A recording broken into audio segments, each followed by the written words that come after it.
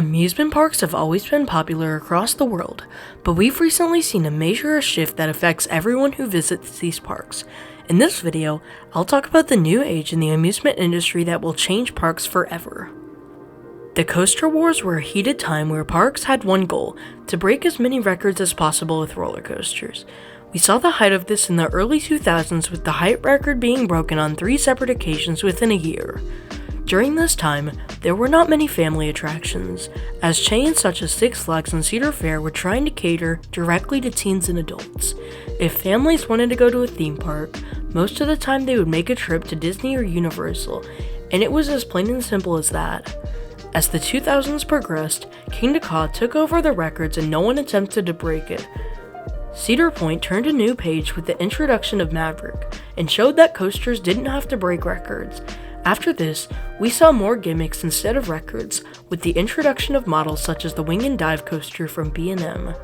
We began to see change, with the SeaWorld parks gaining popularity after they started directing their attention to roller coasters, and they showed other parks and the public that everyone can enjoy their theme park. Sure, they had major coasters before this, but we really saw them focus on them after the Blackfish saga, where they were under a lot of scrutiny for their shows and wildlife, so they switched to coasters since it's hard to criticize those. At this time, you either catered to families or to teens and adults. Parks on the family side included Disney and Universal, and maybe some of the SeaWorld parks. Everyone else was on the flip side, including the Busch Gardens parks, which were thought to be quite the opposite of SeaWorld. When SeaWorld built more thrill rides and had major success, the whole industry started to change. As guest demographics changed at the park, we saw the beginning of a major renaissance. Before the change, Cedar Fair invested millions of dollars into a ride like Fury 325, but made the queue line a cattle pen, with the only theming being hexagons. However, this strategy worked perfectly, since the ride was one of the best in the world, and people traveled exclusively there for Fury. Even highly themed parks had a time period where they did this, and didn't theme their rides, such as Dollywood with Wild Eagle. But in Dollywood's case, Wild Eagle is definitely not one of the best coasters in the world, and while it boosted attendance to the park, no one was rushing there just for the coaster. But after this change, parks needed to use theming as families were drawn to the parks. Families sometimes ride major roller coasters together, but they go to the parks mainly for the experience. The food, the entertainment, and the theming are the experience for families. Parks are investing in food and merchandise stores, which can be a real money grab at parks. Take a look at Dollywood and its cinnamon bread, or butterbeer at Universal. Speaking of Dollywood, a park like Dollywood is much more intriguing than something like Kings Island or Kings Dominion to families, since they have a blend of everything, even if the park is farther, since the park also has an amazing setting and things to do around it. To combat this, the smaller parks are trying to draw the same crowds in a cheaper experience. For example, Cedar Point is moving to a resort experience with their many hotels and family attractions with theming.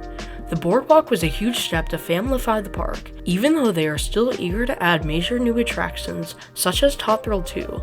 Along with that, we are also seeing more theming added to bolster the investments over the past 5 years, with a racing theme overhaul for the Top Thrill 2 Plaza and the boardwalk with a West Coast vibe. By excessively theming attractions, the appeal grows higher and actively combats big corporate companies of Universal and Disney. Even doing this on a high thrill level like Universal did is very good for business, even if it isn't an IP. Look at Orion or Copperhead Strike, which both can appeal to grown-ups and a younger audience, since theming can be light and interesting, unless you're in the UK and all the theming is monsters, chainsaws, and all of that stuff. A good story is always amazing to guests, and they want to know what happens, especially if you do it well. Regional parks are trying to take advantage of this new era, and are trying to give families a wonderful experience. This is why parks like Busch Gardens Williamsburg took off, as they are known for having thrill rides, but are much cheaper than Disney and still gives their guests a world-class and multi-day experience. Along with that, they have amazing rides which cater to everyone, and a ride like Verbolten is popular up to this day for both kids and older guests. While parks on the thrill side began to trend towards attractions catering to families, we also saw an uptick in major thrill rides at what used to be family-oriented parks.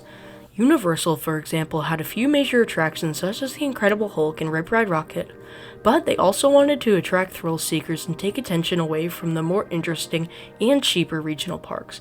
To do this, they added theming, lots of theming. Universal knew that theming and popular IPs drew the public back to the park, but they did this at a high thrill level with Velocicoaster to give every park a run for their money. The coaster was a major hit, and people showed that theming can be the deciding factor in which park is chosen for a vacation. They also use very popular IPs, such as Harry Potter, and they implemented those for intense rides but also shops and immersive areas for those who aren't super interested in the roller coasters but still want to have a good time. As we approach 2025, Epic Universe is on the horizon, and they chose to go big yet again, with a mix of everything. And the new park will certainly draw a large amount of attention to this resort, with its mix of IPs and thrill rides. Lastly, parks are looking to rebound after the pandemic, and while it has been quite a while, people are still eager to get out and go on vacation, and why not go to a park 3 to 5 hours away instead of having to travel exclusively to Florida? The parks are also saving up for larger investments and using the gaps in between to make family attractions and areas to bring back season pass holders and locals, especially if there is a competing park nearby that is expanding. To sum up everything, this new era of theme parks involves immersive theming and many family attractions to draw more guests in the regional area and draw attention away from other larger corporate chains, such as Universal or Disney, that have major IPs that everyone is familiar with. This is Zero G Coaster signing out. If you enjoyed, make sure to like and subscribe. Have a great day, and I'll catch you on the next train.